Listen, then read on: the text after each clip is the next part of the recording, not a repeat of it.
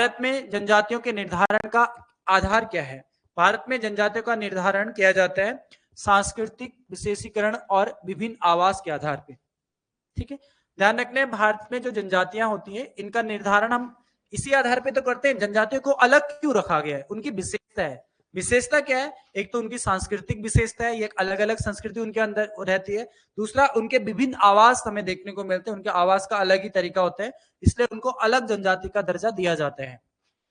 ठीक है, वो थोड़ा सा मतलब ओड हो जाएंगे, यानी कि जो आज की समाज के हिसाब से उनकी अपनी ही संस्कृति है, वो अपनी संस्कृति के अकॉर्डिंग ही चलते हैं, इसलिए उनको जनजाति का दर्जा दिया जाता है। जनजाति के निर्धारण के लिए भारत ने बहुत प्रयास किए थे। सबसे पहला जो प्रयास किया था वो 1965 में किया था।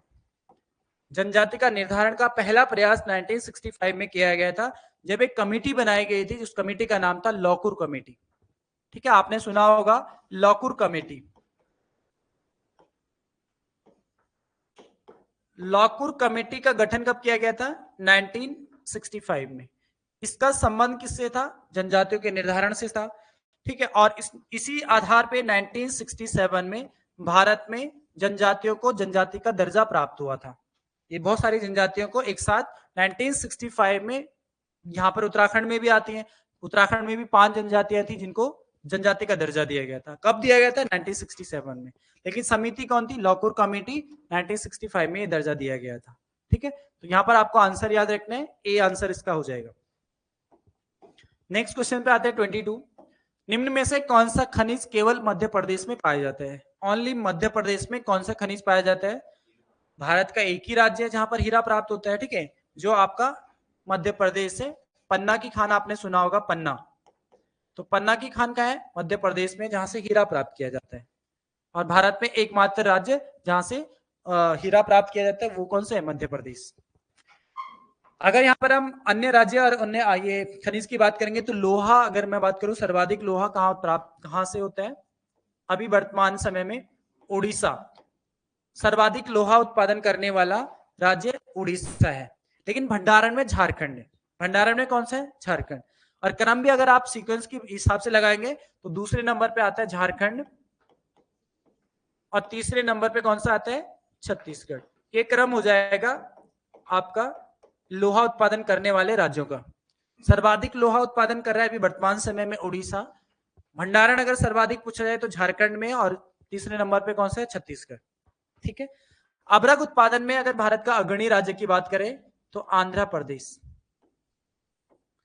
आंध्र प्रदेश सर्वाधिक,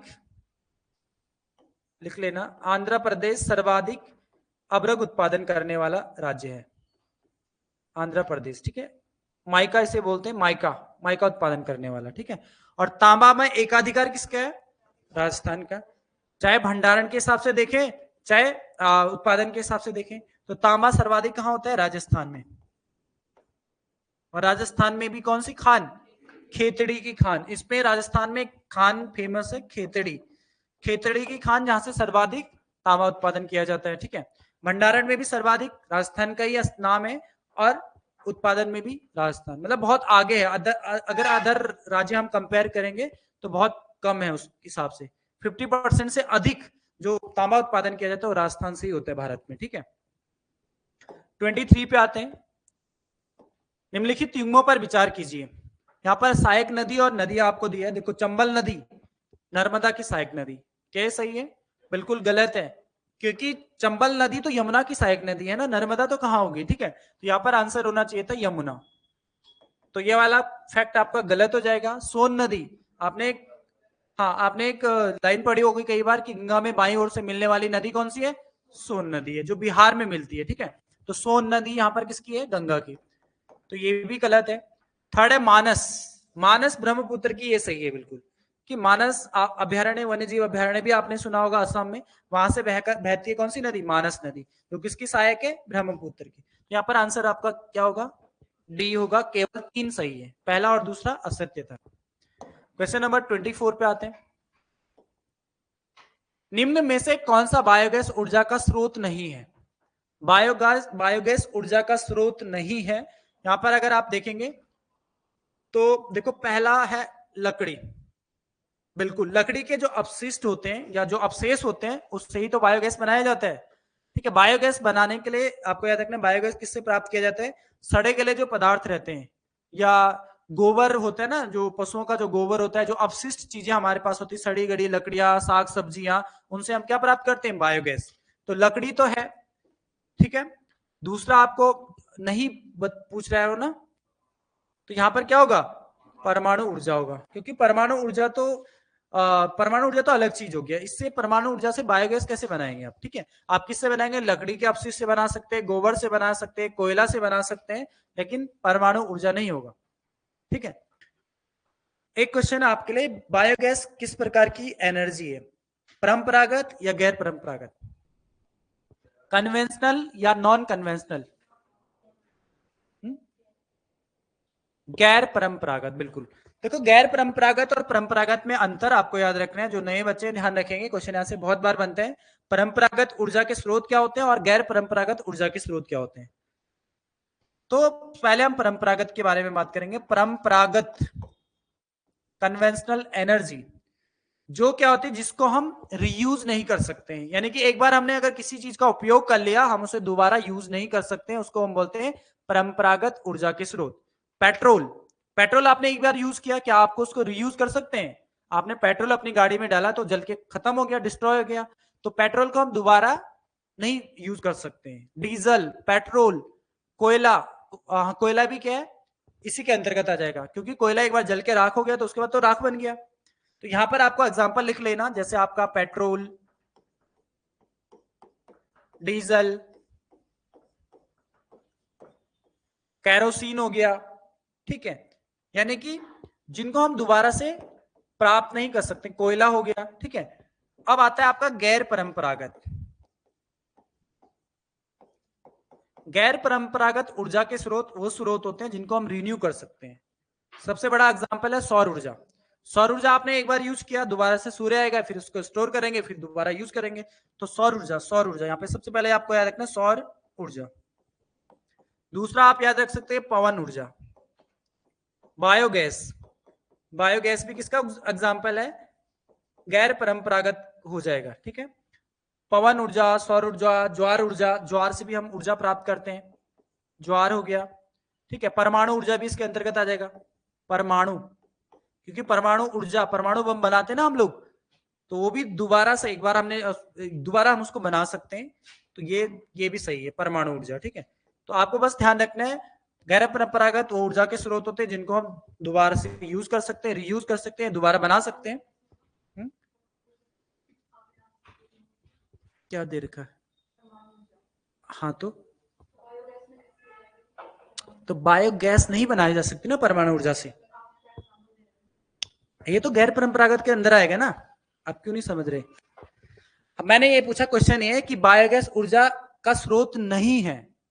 बायोगैस ऊर्जा हम किससे बनाते? सड़े गले पदार्थों से, गोबर से बना सकते हैं, लकड़ी से बना सकते हैं, कोयला से बना सकते हैं, लेकिन परमाणु ऊर्जा से नहीं बना सकते हैं। परमाणु ऊर्जा तो परमाणु से स्टोर की जाती है, लेकिन आएगी किसके अंतर्गत? ये गैर परंपरागत ऊर्जा के स्रोत के अंतर्गत आएगी। यानी कि रिन्यू, हम इसको दोबारा से यूज कर सकते हैं, दोबारा से बना सकते हैं। परमाणु बम अगर बनाया है, वो भी तो बनाया है, यानी कि हम उसको दोबारा भी बना सकते हैं जब एक बार बनाया है। तो इसका मतलब ये है, ठीक है। इसका मतलब ये नहीं कि बायोगैस यहाँ पर आपने ऊर्जा का स्रोत नहीं, वो तो ये बना कि बायोगैस हम नहीं बना सकते, परमाणु ऊर्जा से नहीं बना सकते, ठीक है। चलो नेक्स्ट क्वेश्चन नंबर 25 पे आते हैं। निम्न में से कौन सा वाद जमींदारी व्यवस्था से संबंधित है? जमींदारी व्यवस्था से संबंधित कामेश्वरी सिंह बनाम बिहार राज्य, 1962 में ये वाद आता है, ये बिल्कुल जमींदारी से संबंधित था, ठीक है। सेकंड है रोमेश थापर बनाम मद्रास राज्यवाद, ये नहीं है, क्योंकि इसका जो संबंध था ये अभिव्यक्ति की स्वतंत्रता से था, अभिव्यक्ति की स्वतंत्रता।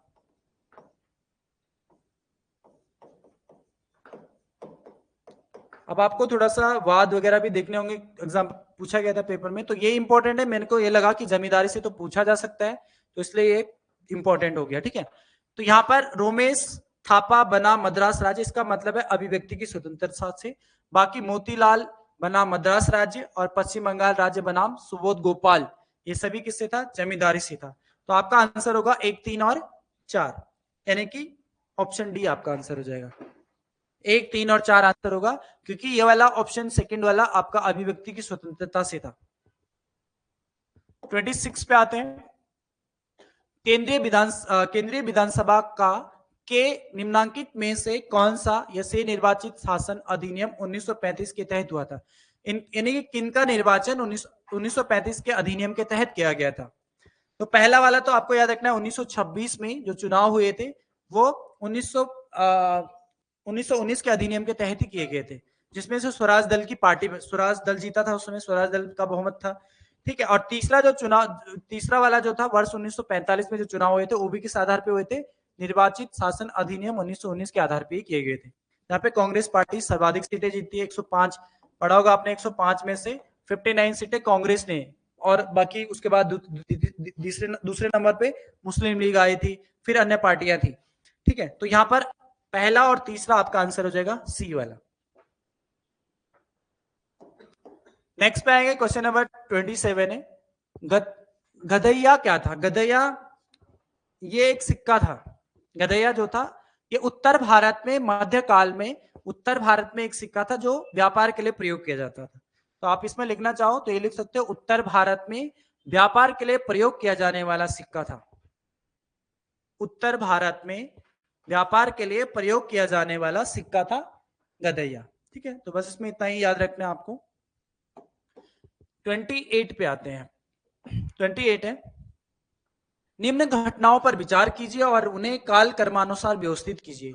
आपको घटनाएं दे रखी है, उनका वर्ष आपको पता होना चाहिए कब घटना हुई थी। अगर नाबार्ड की स्थापना की बात करेंगे तो ये 1982 में होता है। अगर डेट याद रखना है, 12 जुलाई 1982 को नाबार्ड की स्थापना की गई थी। स्वयं सहायता समूह का बैंक लिंकेज कार्यक्रम ये 1992 का है, 1992-93 में होता है, ठीक है। किसान क्रेडिट कार्ड की जो योजना है, किसान क्रेडिट कार्ड योजना 1998 में ये योजना लाई गई थी। और क्षेत्रीय ग्रामीण बैंकों की जो स्थापना की गई थी ये 1975 में की गई थी। इस क्रम में अगर हम आंसर देखेंगे, कर्मानुसार लगाना है, काल कर्मानुसार सबसे पहले 1975 आएगा, फिर उसके बाद 1982 आएगा, फिर 1992-93 आएगा, और फिर आएगा आपका लास्ट में तीसरा। तो तीसरा केवल लास्ट में एक ही का है, यानी कि ए वाला। तो 4, 1, 2, 3 इसका सही आंसर था। नेक्स्ट पे आते हैं, क्वेश्चन नंबर 29। निम्न में से कौन सा आर्थिक विकास का प्रमुख कारक नहीं है? आर्थिक विकास यानी कि अर्थव्यवस्था का विकास। आर्थिक का मतलब सीधा सीधा धन से होता है, ठीक है। तो अगर हम देखेंगे यहाँ पे पूंजी का संचय एवं तकनीकी सुधार करना, ये तो होगा ही आर्थिक विकास, ठीक है। जनसंख्या में परिवर्तन करना, ये भी आर्थिक विकास के अंतर्गत आ जाएगा। विशेषीकृत क्रियाओं और गतिविधियों में श्रम का विभाजन करना, ये भी इसके अंतर्गत आ जाएगा, ठीक है।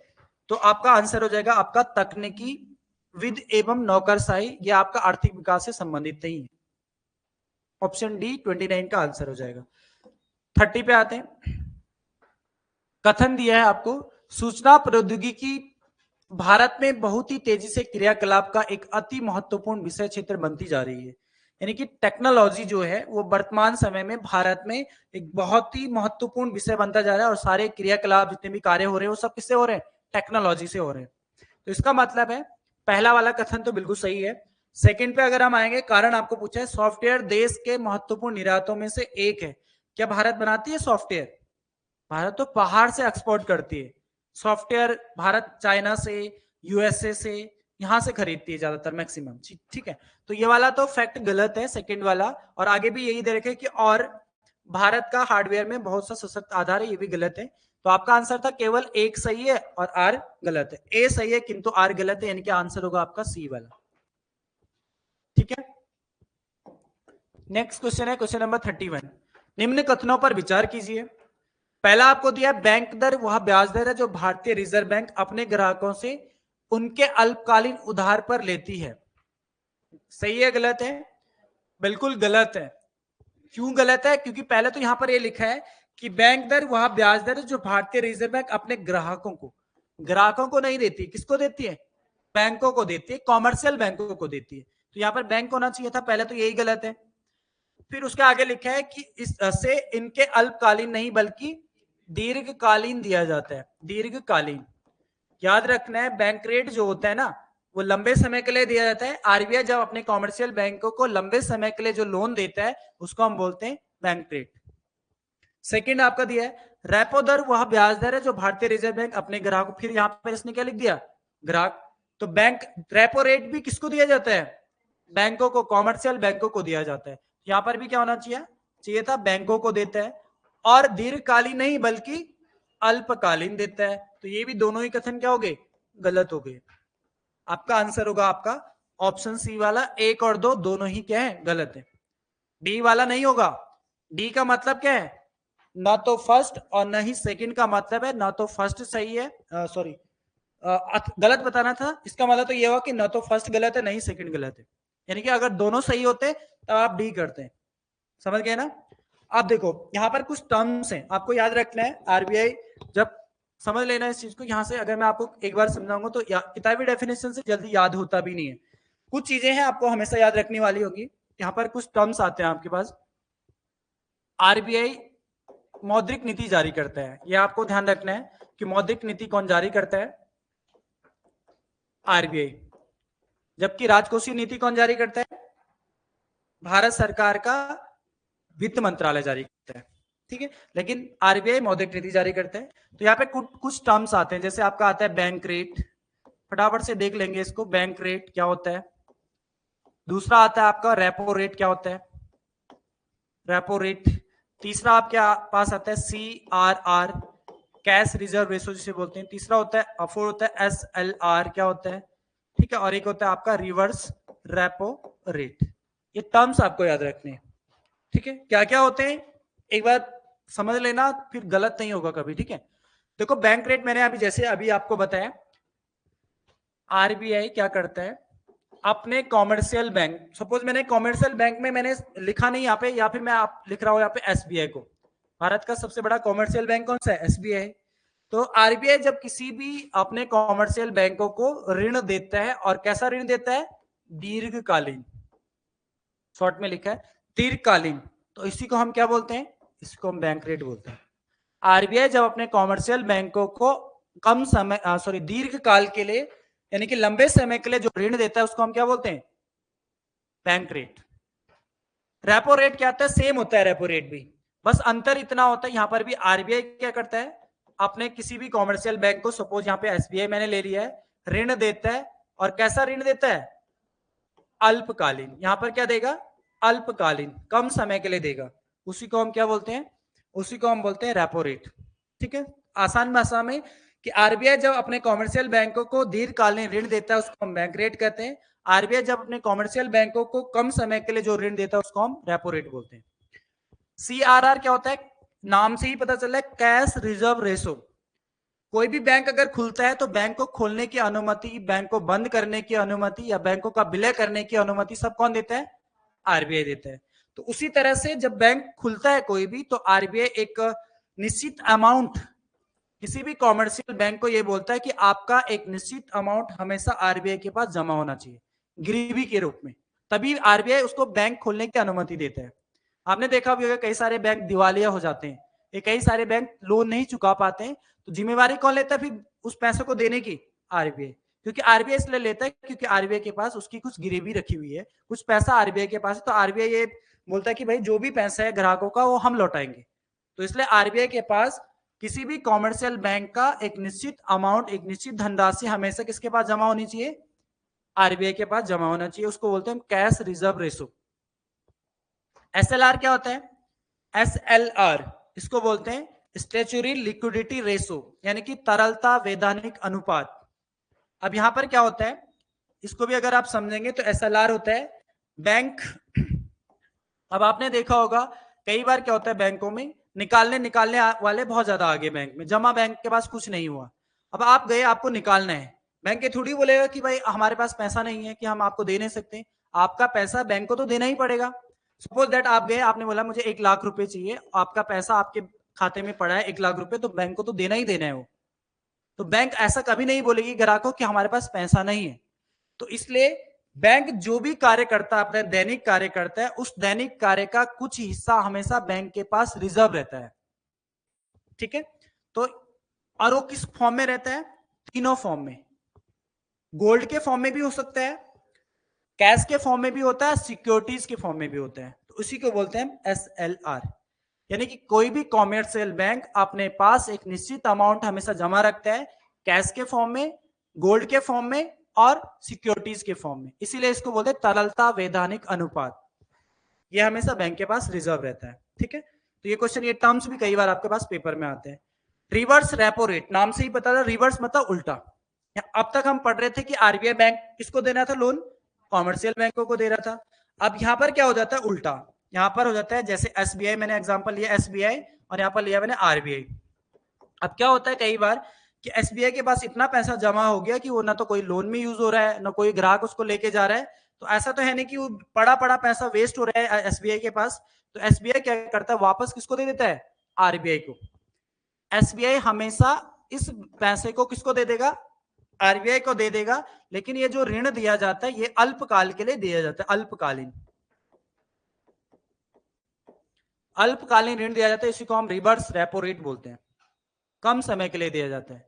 दूसरा यहाँ पे याद रखना है, जो भी जैसे बैंक रेट है या फिर रेपो रेट, हमेशा आरबीआई अगर वापस उस पैसे को ले रहा है तो कम रेट पे लेगा, ये नहीं कि भाई जो बैंक रेट है वही मांगेगा या फिर जो रेपो रेट चल रहा था वही मांगेगा। अगर सपोज रेपो रेट यहाँ पे 6% चल रहा है तो ये लेगा 4%, या यहाँ पर 5% चल रहा है तो ये क्या लेगा 3%। बैंक हमें, आरबीआई हमेशा कम में लेगा, क्योंकि आरबीआई ने तो उसे पैसा दिया है, आरबीआई क्यों उस पैसे को उसी रेट पे लेगा, आरबीआई हमेशा क्या करेगा, कम पैसों में लेगा। तो इसी को बोलते हैं हम रिवर्स रेपो रेट। आ गया होगा समझ में।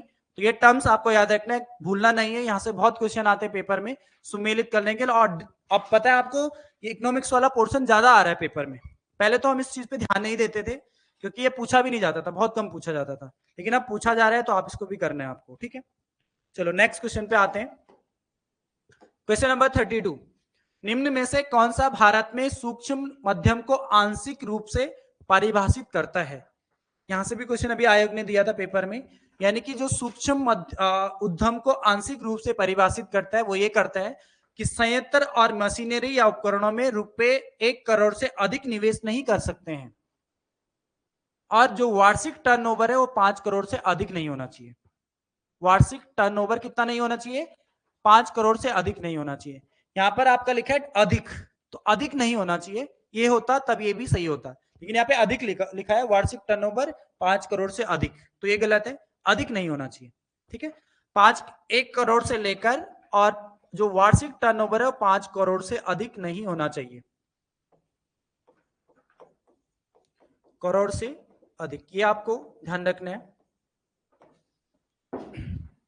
यहां पर नहीं होना चाहिए, ठीक है, नहीं लिख लेना, नहीं। 33 पे आते हैं, निम्न में से किस पशु की आकृति जो मोहरों पर मिली है जिससे ज्ञात होता है कि सिंधु घाटी व मेसोपोटामिया की सभ्यता के मध्य व्यापार संबंध थी। ये हमें किससे पता चलता है, तो हमें पता चलता है बैल के जो मोहर हमें मिले उससे पता चलता है। सही आंसर होगा आपका ऑप्शन सी। 34 पे आते हैं। 34 है, मालवा क्षेत्र पर मगध की सत्ता का विस्तार निम्न में से किसके शासनकाल में हुआ था। मालवा को किसने जीता था, शिशुनाग ने। शिशुनाग ने क्या किया, मालवा को जीता था, और आपको याद होगा अवंती, मालवा के अंदर आता था आपका अवंती, और अवंती को मगध में किसने मिलाया था, शिशुनाग ने मिलाया था, ठीक है। तो याद रखना है, मालवा पर अधिकार किया था और अवंती को अपने साम्राज्य में मिलाया था शिशुनाग ने, और उसके बाद अपनी राजधानी कहां बनाई थी, मगध की राजधानी वैशाली बनाई थी। पाटलिपुत्र से हटाकर वैशाली किसने अपनी राजधानी बनाई थी, शिशुनाग ने, ठीक है। तो ये पॉइंट भी कई बार ध्यान रखना है, इसको पूछा जाता है। 35 है, निम्न मौर्य शासक बौद्ध धर्म के अनुयायी थे, निम्न में से कौन कौन थे जो बौद्ध धर्म के अनुयायी थे। आपने पढ़ा है अशोक को, तो आपने पढ़ा ही है, उपगुप्त से शिक्षा ली थी इन्होंने, ठीक है। तो अशोक तो थे, और उनका जो पुत्र था दशरथ, अशोक का ही तो पुत्र था दशरथ, इसने भी क्या करी थी, बौद्ध धर्म की शिक्षा ली थी। तो दूसरा और चौथा आपका आंसर होगा डी वाला, ठीक है, दूसरा और चौथा। अब देखो चंद्रगुप्त मौर्य से भी क्वेश्चन बनता है, ये किस धर्म का अनुयायी था, जैन धर्म का, जैन धर्म को अपनाया था, तो यहां पर लिखना जैन धर्म, जैन धर्म का अनुयायी, जैन धर्म का अनुयायी था चंद्रगुप्त मौर्य। और बिंदुसार किसका, आजीवक संप्रदाय अपनाया था, आजीवक, मखले गौसाल वाला, ठीक है, आजीवक संप्रदाय, किसने अपनाया था? तो बिंदुसार ने। इनका भी ध्यान रखेंगे, ठीक है। नेक्स्ट पे आते हैं, क्वेश्चन नंबर 36। मुगल काल के निम्न युद्धों को कालक्रमानुसार व्यवस्थित कीजिए। युद्ध आपको दे रखे हैं, आप सभी को पता है घाघरा का जो युद्ध होता है ये बाबर और अफगानों के बीच होता है 1529 में, ठीक है। खानवा का युद्ध इससे पहले हो गया था 1527 में, 1527 राणा सांगा और बाबर के बीच होता है, ठीक है। चौसा का जो युद्ध होता है ये होता है 1539 में, हुमायूं और शेर खां के बीच होता है 1539 में, ठीक है। और सामूगढ़ का जो युद्ध था ये 1658 में होता है, उत्तराधिकारी का युद्ध था। शाहजहां के जो पुत्र थे दारा शिकोह या उसके बाद जो भी और भी पुत्र थे औरंगजेब, उनके बीच उत्तराधिकारी का युद्ध कौन सा था? सामूगढ़ का युद्ध, ठीक है। इस क्रम में अगर हम आप लगाएंगे तो सबसे पहले कौन सा युद्ध हुआ? खानवा का युद्ध हुआ, उसके बाद हुआ घाघरा का युद्ध, फिर चौसा का युद्ध और फिर सामूगढ़ का युद्ध। तो 2-1-3-4 ए वाला आंसर आपका सही हो जाएगा। क्वेश्चन नंबर 37 पे आते हैं। लॉर्ड माउंटबेटन की अध्यक्षता में बनी विभाजन परिषद में भारतीय राष्ट्रीय कांग्रेस का प्रतिनिधित्व किया था। यानी कि जो माउंटबेटन योजना थी 3 जून 1947, इसी को हम 3 जून योजना के नाम से भी जानते हैं। भारत विभाजन का जो प्रस्ताव रखा गया था, प्रस्तुत किया गया था, उस समय कांग्रेस का प्रतिनिधित्व किसने किया था यह आपको पूछा है। तो यहां पर उस समय जवाहरलाल नेहरू थे और दूसरे थे सरदार पटेल। तो जवाहरलाल नेहरू और सरदार पटेल इन दोनों के द्वारा, तो आंसर होगा 2 और 3, ऑप्शन बी आपका सही आंसर था यहां पर, ठीक है। नेक्स्ट क्वेश्चन पे आते हैं 38, इसको सुमेलित करेंगे। संसद के जो विशेषाधिकार है ये हमने कहां से अडॉप्ट किए?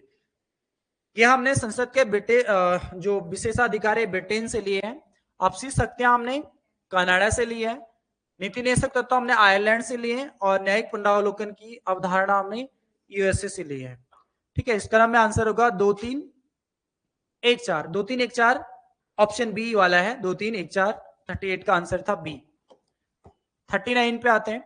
भारतीय राष्ट्रपति के विषय में निम्न कथनों पर विचार कीजिए। मैंने यहाँ पे करेक्शन कराया था आपको, अरे यहाँ पर छूट गया था आपका करेक्शन करवाना, ठीक है।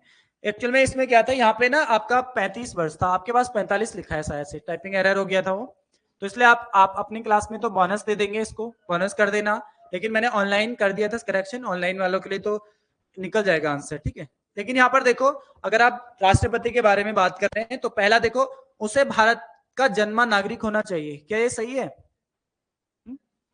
जरूरी नहीं है कि भारत में जन्म लिया हो, कहीं भी जन्म लिया हो, लेकिन भारत की नागरिकता होनी चाहिए उसके पास, ठीक है। तो ये वाला तो पहला फैक्ट तो गलत है, ये जरूरी नहीं है कि भारत में ही जन्मा हो, भारत की नागरिकता उसके पास होनी चाहिए, तो पहला वाला तो गलत है। सेकंड है, उसे 35 वर्ष की उम्र पूरी कर लेनी चाहिए, तो ये फैक्ट बिल्कुल सही है। अगर आपके पास नहीं है तो आपको तो बोनस मिल जाएगा इसमें, लेकिन ये क्या है, 35 वर्ष होना चाहिए, 45 गलत है। तीसरा आपको जो दिया, उसे संसद का सदस्य निर्वाचित होने की योग्यता रखनी चाहिए, क्या ये सही है? संसद की नहीं, लोकसभा के सदस्य को निर्वाचित होने की योग्यता उसके पास होनी चाहिए, तो यहाँ पे लोकसभा होना चाहिए था, संसद नहीं, लोकसभा। संसद में तो सभी आ जाएंगे ना, राज्यसभा, राष्ट्रपति, ये सब आ जाएंगे। संसद तो 3 चीजों से मिलकर बनता है, लोकसभा, राज्यसभा और राष्ट्रपति से मिलकर, तो यहाँ पर क्या होना चाहिए, लोकसभा होना चाहिए था, तो इसलिए आपका इनमें से ये भी गलत था। तो आपका आंसर था यहाँ पर केवल 2 आंसर था इसका, ठीक है, केवल 2, इसके अकॉर्डिंग केवल 2 आंसर है, लेकिन आपका आंसर, आपका उसमें बोनस मिल जाएगा, लेकिन ये चीजें आपको फैक्ट याद रखनी है, ठीक है। तो इसका सही आंसर जो था वो था बी वाला, ठीक है। नेक्स्ट क्वेश्चन नंबर 40 है, निम्न में से कौन सा सही नहीं है? पहला देखो, भारतीय संविधान का उद्देश्य प्रस्ताव जवाहरलाल नेहरू के द्वारा रखा गया था, बिल्कुल सही है, याद रखना है 13 दिसंबर 1946 को उद्देश्य प्रस्ताव को किसने प्रस्तुत किया था? जवाहरलाल नेहरू ने। सेकंड है, भारतीय संविधान का उद्देश्य प्रस्ताव भीमराव अंबेडकर के द्वारा रखा गया, तो ये तो गलत है ना, तो यही तो हमको बताना था गलत कथन कौन सा है, बाकी भी सही है। एच.सी. मुखर्जी को संविधान सभा का उपाध्यक्ष के रूप में निर्वाचित किया गया था, डॉक्टर सच्चिदानंद सिन्हा को संविधान सभा के अंतरिम अध्यक्ष के रूप में निर्वाचित किया गया, सभी कथन बिल्कुल सही है। 41 है, भूकंप संबंधी निम्न कथनों में से कौन सा सही है? भूकंप के उद्गम बिंदु को अधिकेंद्र कहते हैं, क्या ये सही है? गलत है, क्या बोलते हैं? अवकेंद्र, यहां पर हिंदी में एक नाम आता है उसको बोलते हैं अवकेंद्र, अवकेंद्र बोलते हैं, तो इसलिए वाला गलत है। अभी इसको भी समझेंगे हम, फिलहाल पहले क्वेश्चन कर लेते हैं। सेकंड है, एक ही समय पर भूकंप से प्रभावित स्थानों को जोड़ने वाली रेखाओं को सह भूकंप रेखा कहते हैं।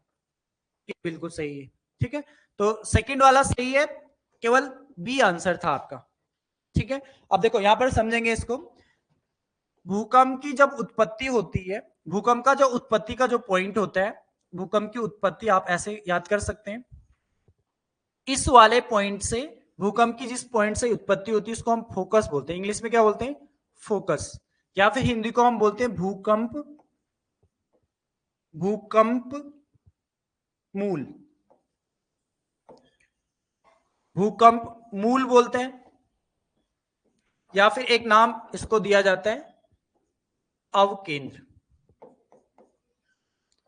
देखो एग्जाम में ना आपके पास दोनों ऑप्शन होते हैं, बाइलिंगुअल होते हैं ना पेपर, अगर आपको कोई चीज हिंदी में समझ नहीं आ रही तो इंग्लिश तो जरूर होता है, यहाँ पर भले ही आपके पास नहीं है, लेकिन आपको ये याद रखना है, फोकस को हम क्या बोलते हैं, अवकेंद्र बोलते हैं, जहां से भूकंप की उत्पत्ति होती है। वही बोल रहा है भूकंप के उद्गम बिंदु, उद्गम बिंदु ये है, जब ये पृथ्वी पर पहुंचता है ये भूकंप यहाँ पर, तो पृथ्वी पर जब सबसे पहली बार महसूस किया जाता है, इसको हम बोलते हैं अधिकेंद्र, इसको क्या बोलते हैं, अधिकेंद्र, जो यहाँ पर लिखा हुआ था, या फिर इसको हम इंग्लिश में क्या बोलते हैं, एपिसेंटर,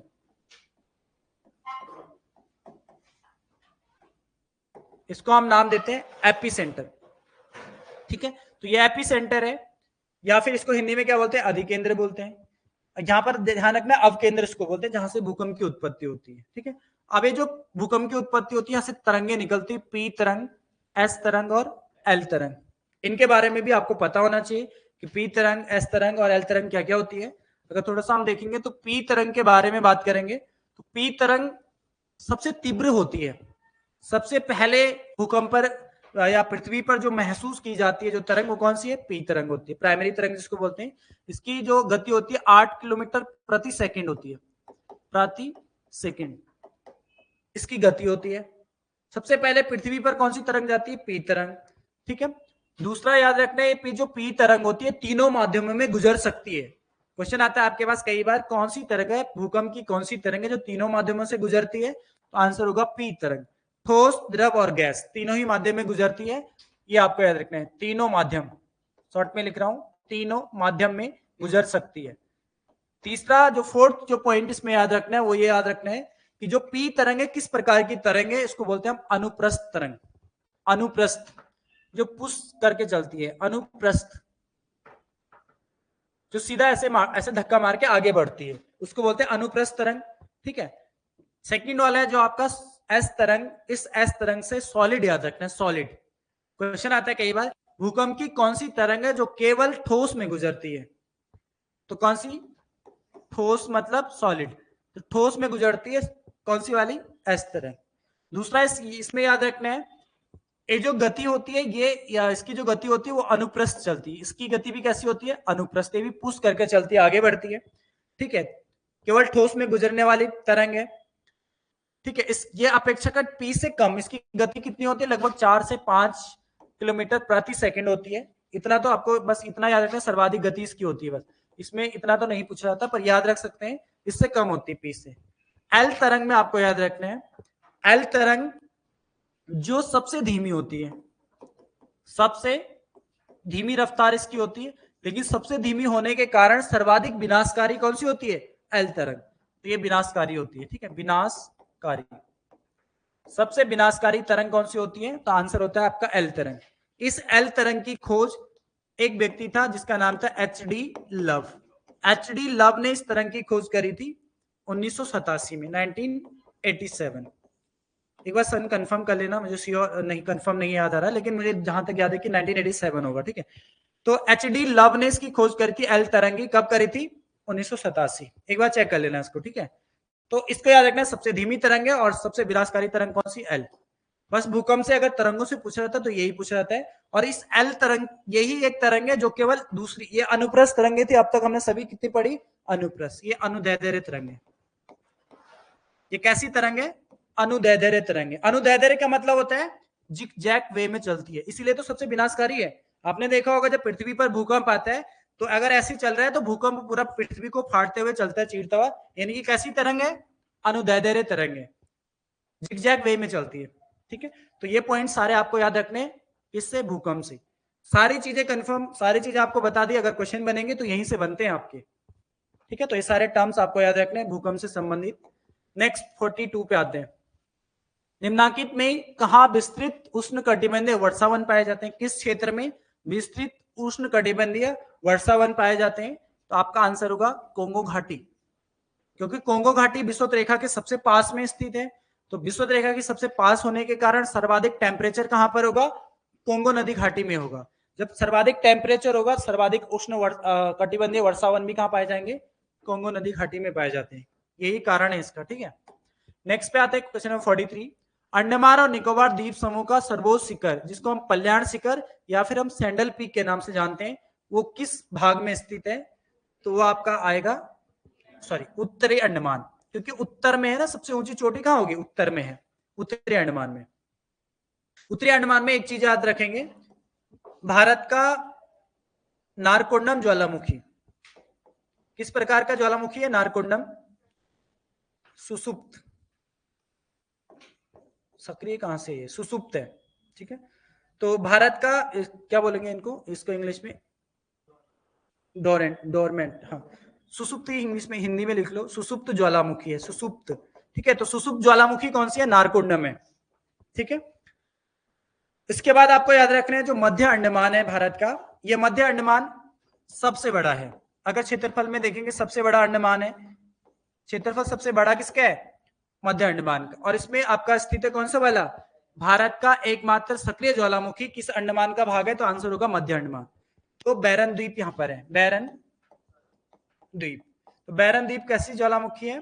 सक्रिय, ये याद रखना है, सक्रिय ज्वालामुखी, भारत की एकमात्र सक्रिय ज्वालामुखी जो कहां स्थित है? मध्य अंडमान में स्थित है।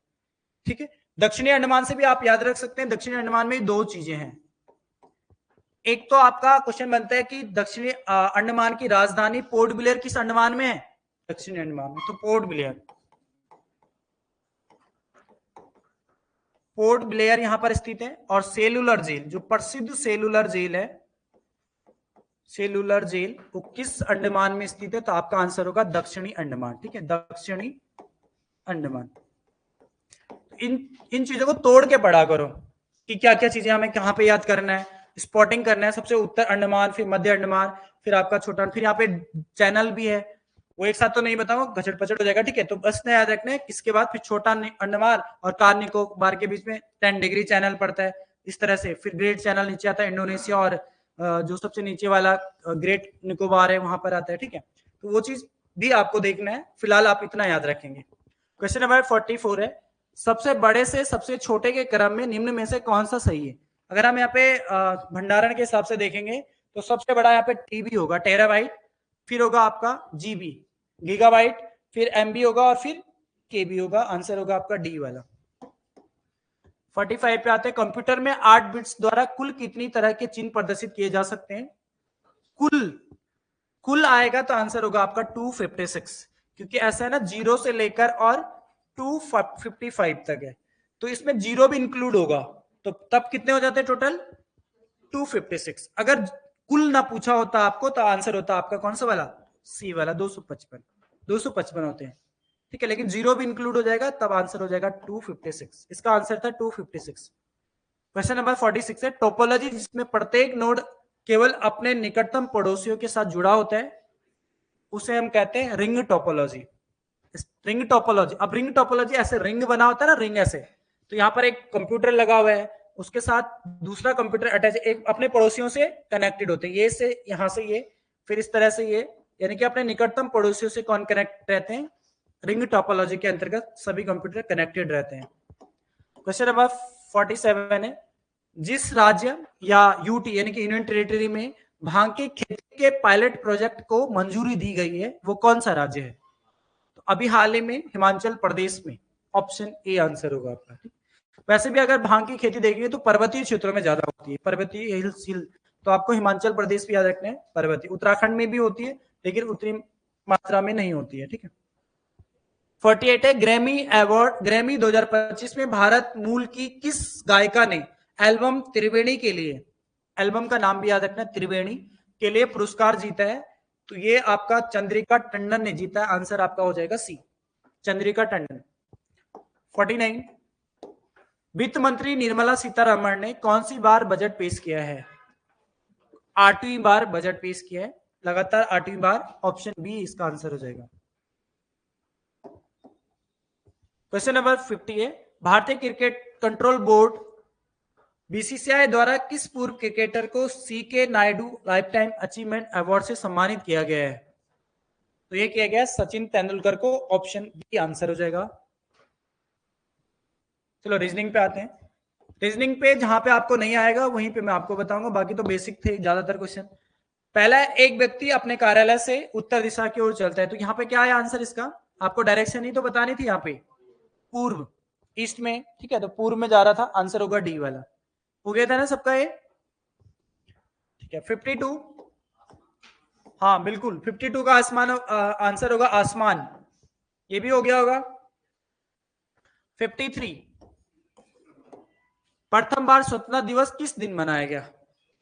शुक्रवार। रटा तो नहीं था ये, क्योंकि आज तो ज्यादातर बच्चों को रट गया है ना ये स्वतंत्रता दिवस, गणतंत्र दिवस, 2 अक्टूबर, ज्यादातर रटा हुआ है। लेकिन रटने के साथ साथ आपको ये पता भी होना चाहिए कि कैसा निकला है। जरूरी थोड़ी कि हर बार पेपर में यही बने, हो सकता है अगली बार कोई जन्मतिथि पूछ ली गई हो किसी की, ठीक है, तो वो आपको निकालना आना चाहिए। कितनों को आता है निकालना? हाथ खड़े करना,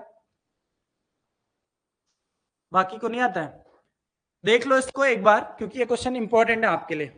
मैं उन्हीं क्वेश्चनों को समझाऊंगा जहां पे आपको समझने की जरूरत है, ठीक है। अब देखो, अगर यहाँ पर हम देखेंगे तो 15 अगस्त की बात हो रही ना, स्वतंत्रता दिवस की बात हो रही, तो 15 अगस्त 1947 की बात हो रही, 1947। 15 अगस्त 1947 को कौन सा दिन था ये हमें निकालना था।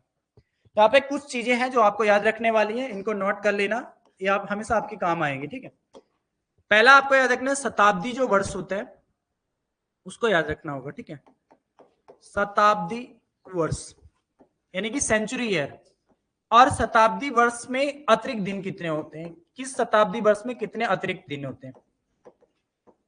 अतिरिक्त दिन, एक्स्ट्रा डेज, इतना निकल जाएगा तो आपका आंसर यहाँ पे शताब्दी वर्ष इजीली कर सकते हैं। तो आपको याद रखना, 100 सालों में अतिरिक्त दिनों की जो संख्या होती है वो होती है 5। 200 सालों में अतिरिक्त दिनों की संख्या होती है 3। 300 सालों में अतिरिक्त दिनों की संख्या होती है 1। और 400 सालों में अतिरिक्त दिनों की संख्या होती है 0। ऐसा इसलिए होता है 0 क्योंकि अगर 400 को हम 4 से भाग देंगे, क्योंकि हमें सेंचुरी ईयर का मतलब लीप ईयर भी तो होंगे उसमें सेंचुरी ईयर में, तो 400 से 4 से 100 से भाग देंगे तो पूरा पूरा चला जाएगा, ठीक है। अब इसलिए 0 बचता है। तो इतना अगर आपको याद रखें, क्वेश्चन यहां से भी कई बार एक पेपर में ये बनता है, निम्न में से शताब्दी वर्ष का यानी कि सेंचुरी ईयर का अंतिम दिन नहीं हो सकता है। आपको पता है 5वां दिन मतलब फ्राइडे, तीसरा दिन मतलब वेनसडे, पहला दिन मतलब सोमवार, और 0 मतलब संडे। तो किसी भी शताब्दी वर्ष का या तो फ्राइडे हो सकता है अंतिम दिन, या तो बुधवार हो सकता है, या फिर मंडे हो सकता है, या फिर संडे हो सकता है। इसके अलावा ट्यूसडे नहीं हो सकता है, मंडे नहीं हो सकता है, और मंडे तो हो सकता है, ट्यूसडे नहीं हो सकता और थर्सडे नहीं हो सकता है, ठीक है। मतलब ये हो सकते हैं, ये वाले दिन हो सकते हैं। इतना निकल गया। उसके बाद अगर हम यहां इतना हमें पता चल गया तो हम 1900 को भी निकाल सकते हैं। सबसे पहले आपको याद रखना है 1900 में अतिरिक्त दिन कितने निकलेंगे? 1 निकलेगा। ऐसा इसलिए क्योंकि अगर मैं इसको तोड़ूंगा तो ये 2 भाग में टूटेगा, 1600 प्लस 300। 1600 मतलब 4 से भाग देंगे तो 1600 में पूरा पूरा चला जाएगा, तो यहाँ पे 0 रिमाइंडर बचेगा। और मैंने आपको बताया 300 में कितना दिन अतिरिक्त होता है? 1, यानी कि 1900 में हमें केवल 1 दिन मिला है। अब हमें कहा जाना है? 15 अगस्त 1947, यानी कि 47 ईयर है हमारे पास बचे हुए। तो आपको 47 साल नहीं लेना है, आपको कितने साल लेने हैं? 46, क्योंकि आपको ये पता है 47 जो ईयर है कंप्लीट ईयर नहीं है आपके पास, वो तो रनिंग ईयर है। उसके बाद हम 15 अगस्त तक जाएंगे। 46 को लिया, इसको 2 भागों में तोड़ना है। क्यों तोड़ना है? क्योंकि इसमें कुछ लीव वर्ड्स भी होंगे और कुछ सामान्य वर्ड्स भी होंगे। लीव वर्ड्स हमें कैसे निकलेंगे? 4 से भाग देने पे, तो 11 चकू 44, 11 इसमें कितने वर्ष कौन से होंगे? लीव वर्ष होंगे। बचे हुए 35 दिन होंगे, क्योंकि 46 में से अगर 11 माइनस करूंगा तो कितने दिन बचेंगे? 35 सामान्य वर्ष होंगे। ये कैसे वर्ष है? सामान्य। और ये आपके हैं लीप वर्ष। अब लीप वर्ष में हमेशा आपको याद रखना है 2 दिन एक्स्ट्रा होते हैं, और जबकि सामान्य वर्ष में केवल 1 ही दिन एक्स्ट्रा होता है। ये भी तो आपको बता रखा है ना, आगे की चीजें तो आपको ज्यादातर पता ही होंगी। तो अगर मैं इसको 11 को 2 से इंटू करूंगा तो 22 निकलेगा, और यहाँ पर 35, इसको 35 1 से मल्टीप्लाई करूंगा तो 1 ही निकलेगा। इन दोनों को जोड़ूंगा तो कितने आए आपके पास? 57 आ रहे हैं। 57 को अगर मैं 7 से भाग दूंगा तो रिमाइंडर मेरे पास बचेगा 1। 8 7 56 होते हैं, ठीक है, 7 8 56, तो 1 बचा आपके पास, यानी कि हमें 46 एयर में कितना मिला है? 1। अब हम जाएंगे कहां तक? 15 अगस्त तक। जनवरी मैं शॉर्ट में लिखूंगा फटाफट से। जनवरी का जो मंथ होता है वहां पर रिमाइंडर बचेगा 3। अगर मैं 31 दिन होते हैं, 31 को 7 से भाग दूंगा तो 3 बचेगा, तो जनवरी में 3। फरवरी ये लीप वर्ष तो होगा नहीं क्योंकि 47 है, तो 0। फिर मार्च 3, अप्रैल 2, मई 3, जून 2, जुलाई 3, और अगस्त के 15 तारीख। तो 3 और 3 6 और 2 8 और 3 11 और 2 13, 13 और 3 16 और 15 कितना होता है? 31। इसको भी 7 से भाग दूंगा तो कितना बचेगा? 3। अब देखो 3 यहां से बचा है, एक हमने 1900 में बचा था अतिरिक्त दिन, और एक आपका कहां बचा है? 46 साल में। तो 3 और 2 5, पांचवा दिन कौन सा होता है? फ्राइडे। तो आ गया ना आपका आंसर फ्राइडे। तो रटना ही नहीं है, आपको ये पता भी होना चाहिए कि कैसे इसको निकालें। हो सकता है अगली बार कोई जन्म तिथि पूछी हो, या आप अपनी जन्म तिथि निकालनी हो, उस दिन कौन सा डे था, तो वो भी निकाल सकते हो। निकाल के लाना अगली बार सब, ठीक है। अपनी जन्म तिथि, आपकी जो डेट जन्म तिथि है उस दिन कौन सा डे था, ये पता होना चाहिए आप लोगों को, ठीक है। चलो 54, एक घड़ी की दोनों सुइयों के बीच का कोण क्या होगा जब घड़ी में 1:10 बजे हो? 25। इसका एक फॉर्मूला भी है, और वैसे भी आप 2-3 तरीके से निकाल सकते हो। फॉर्मूला ये है, देखो H 30H है, ठीक है, 30H माइनस 11/2M। बस इसको इसमें पुट कर देंगे वैल्यू। 30H यानी कि घंटे की सुई होगा R, एंड 11/2 इंटू मिनट कितना दिया है? 10। बस इसको काट लो, 11 ये 5 हो गया, 11 पंजे 55 हो गया यहाँ पे, और यहाँ पर कितना है? -30। तो इसको यहां लाएंगे, वैसे भी यहां लाना पड़ेगा इसको, ठीक है। तो 25 डिग्री आंसर हो जाएगा आपका ऑप्शन ए। क्वेश्चन नंबर 55 का बी आया होगा ना? बी। यहां पर देखो, अगर हम इसमें 5 जोड़ेंगे 4 में तो 9 होगा, और यहां पर अगर हम 9 जोड़ेंगे तो 18 होगा। उसी तरह से यहां पर अगर 12 5 17 और यहां पे 9 जोड़ेंगे तो 26। क्वेश्चन नंबर 56, 1200 व्यक्तियों का एक समूह जिसमें कैप्टन और सिपाही हैं, ट्रेन में यात्रा कर रहे हैं, तो प्रत्येक 15 सिपाही पर एक कैप्टन है। समूह में कैप्टन की संख्या क्या होगी? कितने होगी? 75। 80 नहीं, 75। ऐसा इसलिए होगा क्योंकि 1200 है ना टोटल। इसमें से आप ये बोल रहा है कैप्टन और सिपाही ट्रेन यात्रा कर रहे हैं, प्रत्येक 15 सिपाही पे एक कैप्टन भी तो है, तो 15 प्लस 1, यहां पर 1 होगा, तो 1200 को भाग देंगे किससे? 1600। तो आपका कितना आएगा आंसर? 75। ये 75 आंसर आएगा, क्योंकि कैप्टन के साथ एक सिपाही के साथ एक कैप्टन भी इंक्लूड होगा ना, तो टोटल 16 हो जाएगा, ठीक है।